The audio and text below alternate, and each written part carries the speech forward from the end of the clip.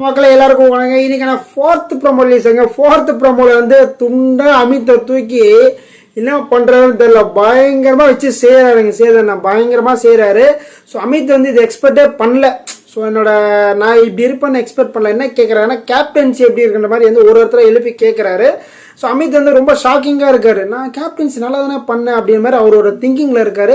So மற்றவங்களாம் என்ன சொன்னாங்க அப்படின்ற மாதிரி டீட்டெயிலாக பார்க்க போகிறோம் மக்கள். அதுக்கு முன்னாடி நம்ம சேனலுக்கு புதுசாக இருந்தீங்கன்னா லைக் பண்ணுங்கள், சப்ஸ்கிரைப் பண்ணுங்கள்.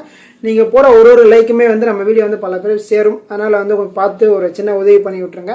ஸோ முதல்ல வந்து நம்ம வியனாவை எழுப்புறாங்க. வியனாவை எழுப்பி அமித்துடைய கேப்டன்சி எப்படி இருக்குன்னு கேட்குறாங்க. கேட்கும்போது அவர் மேலே ஒரு அக்யூசியேஷன் வச்சு அவர் வந்து அவரை அக்செப்டே பண்ண முடியல அப்படின்றாரு. ஸோ ஒரு விஷயத்த வந்து சொன்னால் வந்து அவரால் அக்செப்ட் பண்ணிட்டு வந்து டைஜஸ்டே பண்ண முடியல அந்த மாதிரி சொல்லிட்டு இருக்காங்க. ஏன்னா வந்து கிச்சனில் அவங்களுக்கு ஒரு சின்ன இஷ்யூ ஆயிடுச்சு. இந்த இஷ்யூ இருக்குல்ல, அந்த சீஸ் இஷ்யூ ஒன்று ஆயிடுச்சு. அது வந்து அவர் எவ்வளோ சொன்னாலும் கேட்க மாட்டார் மாதிரி அவங்களுக்குள்ள ஒரு சின்ன இஷ்யூ வந்திருக்கு.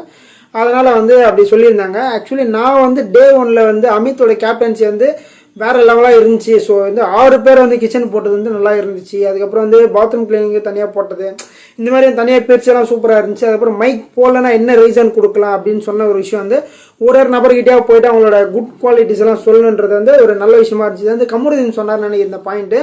இதை அக்செப்ட் பண்ணதும் ப்ளஸ் வந்து தூங்கிட்டாங்கன்னா வந்து சிட்டப் டிப்பி போகிற மாதிரி வந்து ஒரு பிளான் பண்ணது, இந்த மாதிரி விஷயங்கள்லாம் சூப்பராக இருந்துச்சு. எனக்கு தெரிஞ்சு இந்த வாரம் அமித் கேப்டன்சி வேறு லெவலாக இருக்கும்டா அப்படிலாம் நான் நினச்சிட்டு இருந்தேன்.